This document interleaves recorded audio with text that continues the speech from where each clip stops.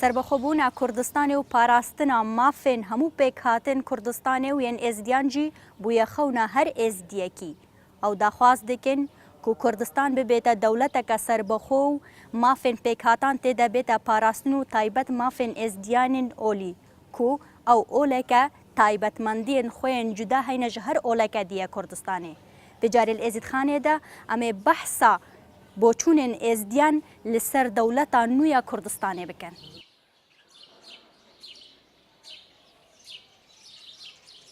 بسش ترك و فارس و تعريب بوني بسش فرمان و أنفال و هندابوني دنگي خو بدا بلي بو دولت و سرخو بوني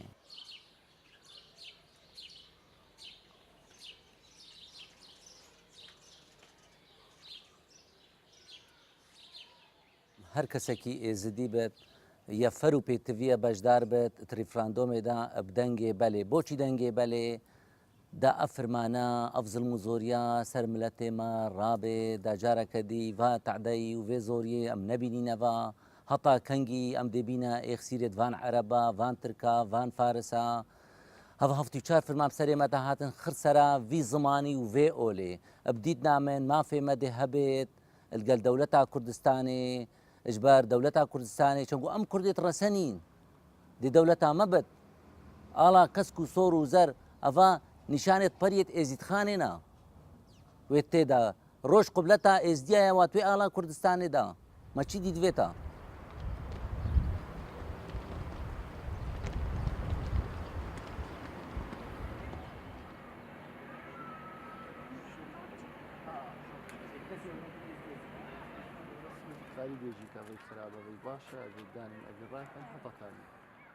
دیتنامن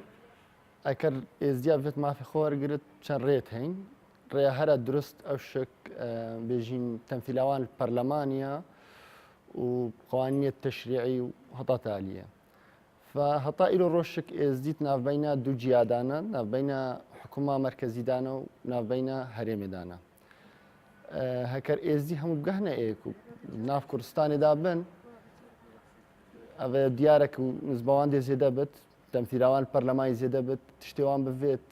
حتى رادك دي تكرن فأز بينهم قلك باشا إلو روش إز دي حتى بيجين منطقة كردستان الدروي كردستان الشك يتمادى صدو تشل كاتشينا سرا هكر بكن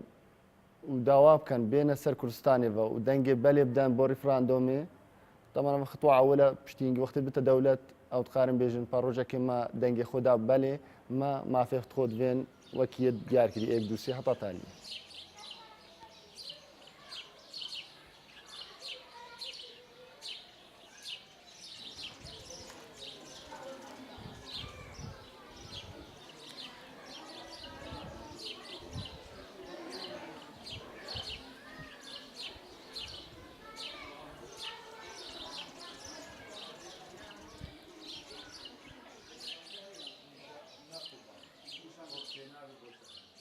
کردستان تکوالات مایا سربخوبونا کردستان سربخوبونا مایا چارنویس ماجی گریدایر گل چارنویس گلی کردستانی یعنی ام پارچه کی وی گلینا نبینم کو ضرره و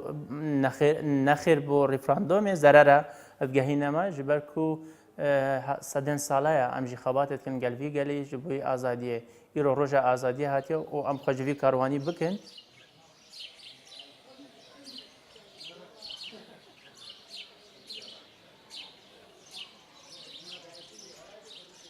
اگر ام باس ل استفاده یعنی باس ل پیشروجه ازدیاجی بکن اما ببینن کو اگر ازدی هم شنگال و شیخان باس که شیخ و لالشا نورانی و دورندین ازدیا اگر هاتو بک بسر هرم کردستان رجاء ازدیان بلند ببل کردستان ده یعنی اگر دناف 5 میلیون ده 600 700 هزار ازدی هبن رجاء که باشه کردستان کاره کارت کرنه هم ل دارتنا دستور بکات کارا پتریا اندام بشینه پارلمانتو کردستان کارا کارت کرنا خاد دامو دزگت حکومت هرم کردستان پارتیان سیاسی کردستان ج عینی وقت کردستان و چاوک دی تل ازدیان بنیرن و هول بدن کو ازدیا برخوب بکشینن لوراجی بله جبوی دولت بونا کردستان کو ازدی وگرم باوش ولات کردستانی وقت دولت که سربخو دموکراسی دورده دوباره کم دنگ ماش بو دولت که کردستانی دموکراسی الپیش روزه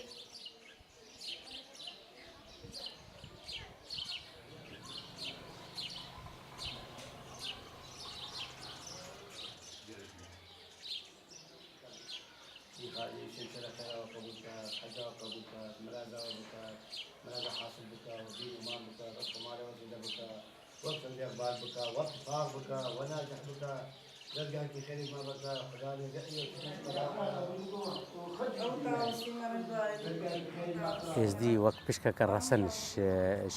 کوردان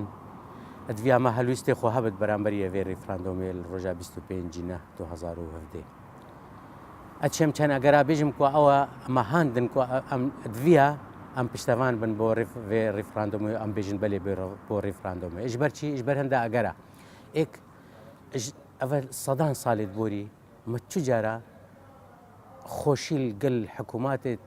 ئێکل پێ ئێکێ ئێت بەغدایە مە چ خۆشیش دەسوان نەدیتە بڕاستی حتا فێتمایشی هەر حکوومەتەکە هاتی ئەمێت چاوساندین و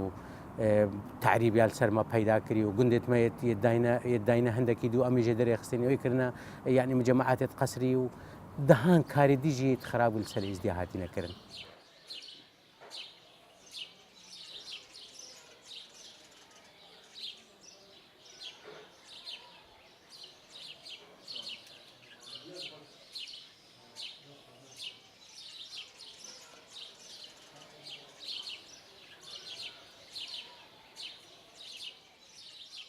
أب خديمة بيت وكي قوتين أفضل مصر مرابط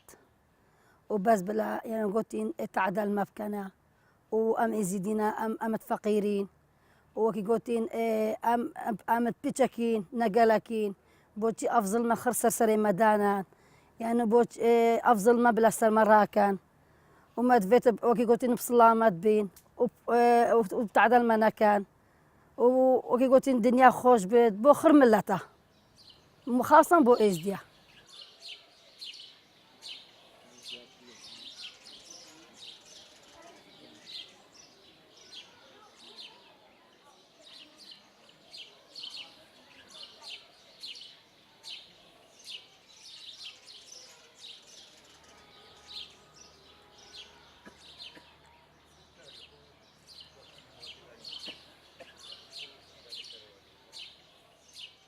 کو ئەڤ ماپی مەیە و ماپی هەر ئەرکی کورد هەری زمانی کوردی پەیبت ئەڤ ئەرکیویە ماپێویە کو ئەمش بینە دەولەت وەکی دەولەتی جیهانێ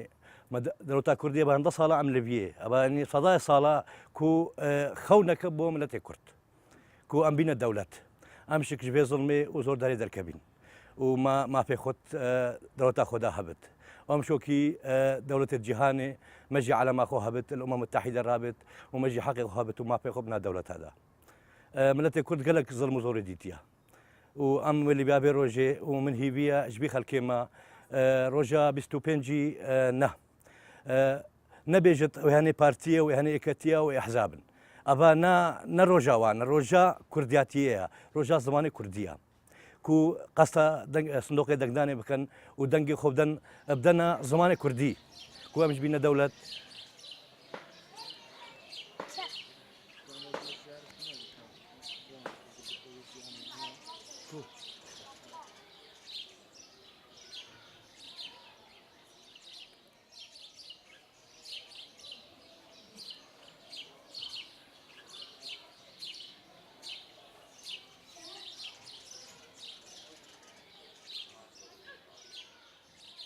هەتاکەنگی ئێزدی دێ بنە زەحیێت ڤان فرمانە و ڤان نەخۆشیە و ڤان هزرێت سیاسی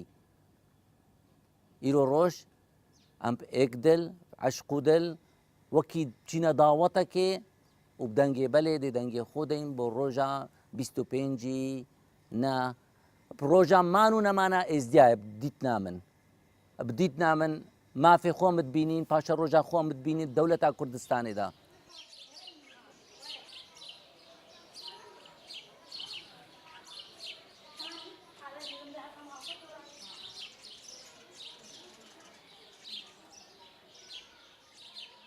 بس حلا يا هرم أظن أوا كو كردستان بتا دولة دنگكي بلند مالي هبت أفا جيمايا أفا عرض مايا أم بوي بلي أم تقارين قالك ما عرفت خوب دز ببيني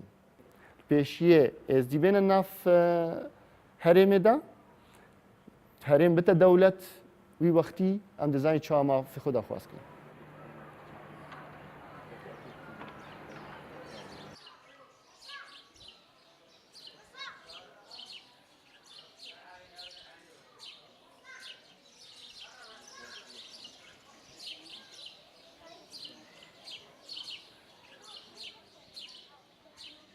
جهد الخوشية رونشتين جناب سروك الجل بكاتين كردستان الفيداوية هم لأربيل يجي هم ل ورده كيجي الجورزانين ما أو أخفتن سروك في دربارة دت ك جوهرتنا دارتنا دستورة كي ديمقراطية بيت باراستنا مافو حقوق پیکاتن اولی و نتوی و مسابیل کردستان اب خوب خو زمانش بویما گاوا کو یاسا سرور با گاوا کو یاسا یک هبا مافی ما بپارزا هرج بری رفراندوم به دست بکرین بری سر بخو به راگهاندن باس ل چوانیت دارتنا دستوری کیت که باس ل فدرالیسم ل کردستان تکرین وک دولت کا پیشاروش به آوا کرن گاوا فدرالی هبا گاوا دستوری کی دموکراسی هبا دنها د باس الهند تکرین اف خوب خو زمانش بویما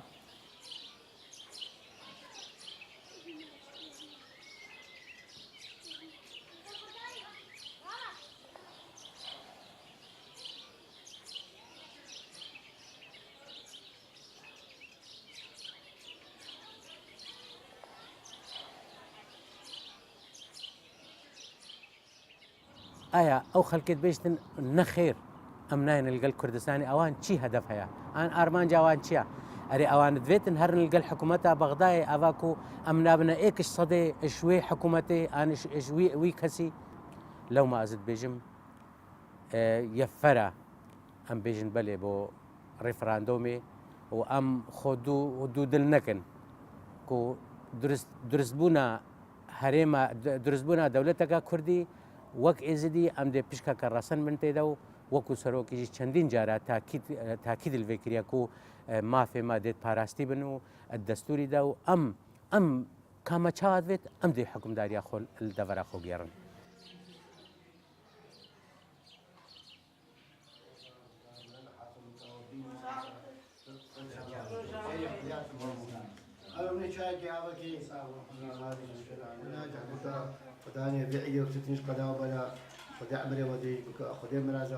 كردستان بتا دولتك بخو وكي قلتين بنا ايك برا وايك خشك وايك دايك دا ظلم صار مرابط بس قالك ظلم المكره وقالت عدل المكره خاصة لإزديا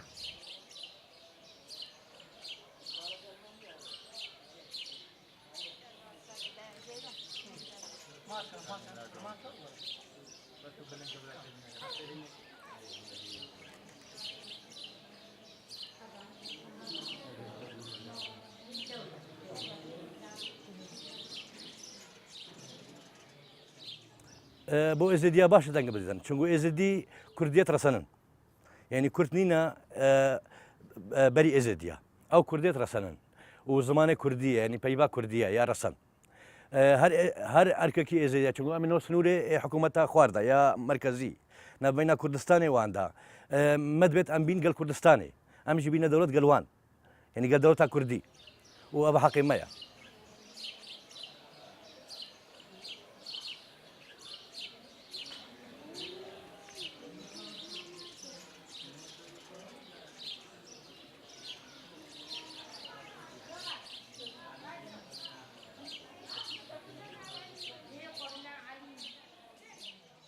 بديدنا من باش الرجاء ازديادي دولة كردستان دابت وكردستان بشافكي برفرا هرش دسبيك ده هطان وشك خول مكريا خدانا دا افاريشا وافنا خوشي جارك دي بسري مدانين بيتفيا هر كسكي ازدي بجدار بيت ريفراندوم دا بدنگي بلي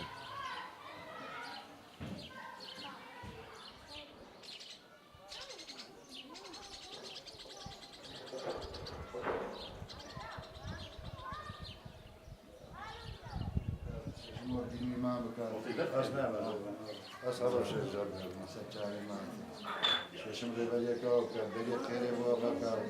مرازا وكر مرازا وحاصل وكر ولا خلاص وكر غيبليك وكر ششم خاورا بلي خيري وبكر مرازا وكر دين إمام حتى چندیا گرنگا ام لەگەڵ دەوڵەتا کوردستانی بین یان ریفراندۆمی بین پشتی هەنگی دەوڵەت ئێزدی ڕۆتقارن دەنگی خۆ بدەن بێژن ئەم گەر ریفراندۆمێنە تایبەت یە شنگارێ و شنگارێ زڤرینە سەر هەرێما کوردستانی وەختت بتە دەوڵەت مە گەلک ڕێتەین شوان ڕێیامە بەحسێ کرد بەری نۆشاتی بەحسێ کردن کو بتە پارێزگا بێتە ڕێڤەبرن شڕەخێت ئێزدیایەت لێ منتەقەی ششم غيبليك وكر بلي خيري وبكر مرازا وكر مرازا وحاصل وكر مستدا ولا خلاص وكر دين إمام وكر غيبليك وكر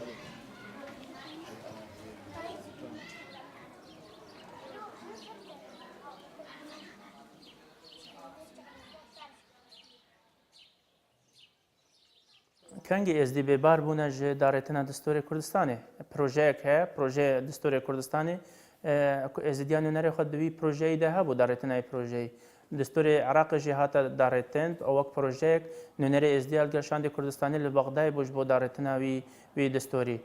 دیتنا من لبو جبوی دارتنا پروژه کی دستوری یا سایل هرم کردستان پیش روز ده وکالت کی سربخو بی ازدی بروناچ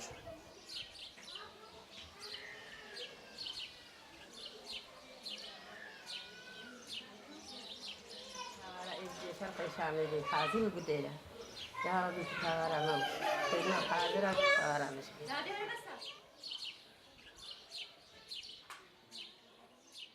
پەیوە سەرۆکێ هەرێمێ بیرا من ناچێت ئەوە بەری تقریبان دومە و نیڤەکە کۆمبوونێک جوینێک پەیدا کرد بۆ چەند کەسێن ئێزدی تێدا گوت گەلی ئێزدیا ئەس زەختێلوە ناکەم کاوە چاوا دوێت هون خۆب ڕێڤە ببن ما قبوله وندفين قال هريما كردستاني بمين هرناش دربي هريمي وتشب فيتن امت رازينا بس هلوستي خود دياركن برامبري في تشتي فعلا افا وي جواب دتنكو هريما كردستاني حزركت كتكو الدوار روج دا ان شنغاري بقتا باريزغهك وحكم دارياوي دوري دستوي كد يانجي هرم داريا کا تایبت پیدا کت ان بجن اداره کا تایبت بوي دوري پیدا کت خو حكم داريا خو الخوبكن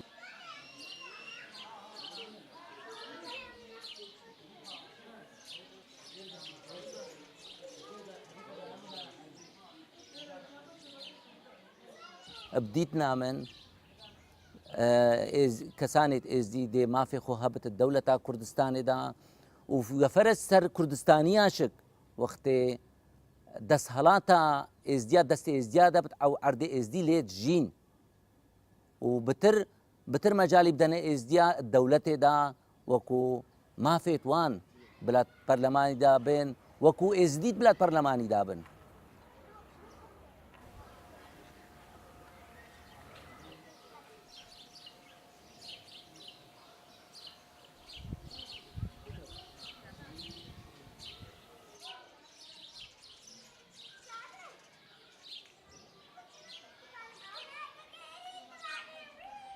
بەشداریا یادەبەرێت نورزگار بووین مەدبێت بێنە سەر کوردستانی چەنگۆ ئەوژی ئەغلبیاوان کوردیە یعنی نسبەتە یا غێر قەومیەتە تێدا کێمە یعنی عەربی ئەکسەشی کوردن و شەبەکن و ئەوشک مەدبێت بەشداریاوان گەلک بۆمای مهمە کو بێنە سەر قایمە کوردی سەر دەنگی کوردی و دەنگی خۆدەنە ریفراندۆمێ سنوورێ مەیە و حدودێ مەیە ئەوژی حدودێ کوردەتیە و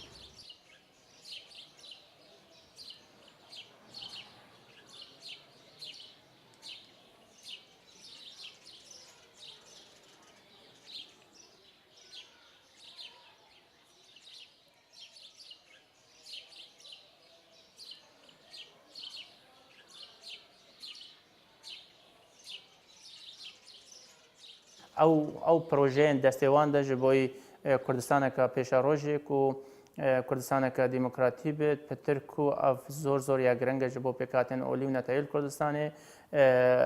دستور کی دموکراتی مدنی پارستنا همی مافن پیکاتن اولیو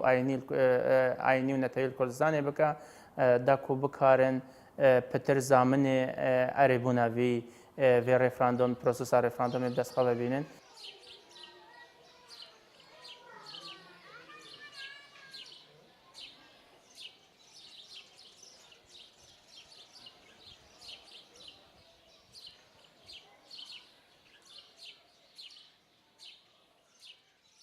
هەرێما کوردستانی ئەو استراتیژیا دانایک و حدودێت شنگارێ بگەهنە حدودێت هەرێما کوردستانی و ڕێە ڤەکری بە چیتا لێ زماریان ڕەبیعادا و ئەو دەڤەرەژی بێنە سەر هەرێمێ ژبەرکدا سباهی شنگارە بتنێ نەمینێت وەکو ئاوا vێگافکێ ئەف دەربە دەریا vێگافکێ بسەری هاتی ژبەرچی بوو ئەو چونکە یعنی شنگار یەدابڕای بووش هەرێما کوردستانی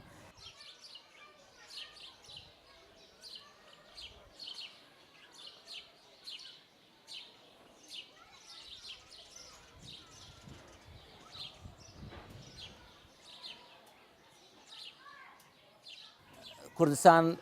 ئەس ناهیا خودێ دێ بتە دەوڵەت و پێتڤە سەر کوردستانیاش و زانایە و سیاست مەدارە سەر دەستورێکی علمانی نەسەر فرە تایفی بێتە دانان ئەف دەستورێکی نو بێتە دانان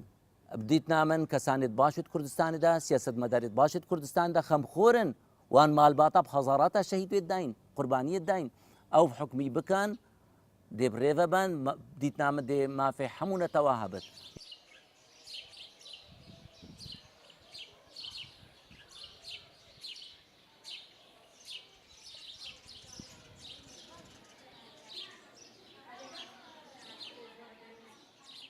ففرصەکە گەلەکە مەزنە ئێزدی بێتش دەستی خۆ نەدەن تایبەت ئێزدی کەسێدی بەلکی تعدەلێ نەهاتێکردن تعدەکە مەزنە ئێزدی هاتێکردن حکوومەتە عێراقی هەتا ئیرۆ ڕۆژچی کردە بلا بزانن و هەرێمی هەتا ئیرۆ ڕۆژ چی کردە عاتیفی ئەم ژێبینە دەرێ وەختێ گەلە خەلکی مێشنگارێ هەکەر هات با مالا من 10 کەس تێدا هەبوون بەس مالای بسڵمانێ هەرێمێ 20 کەس تێدا هەبوون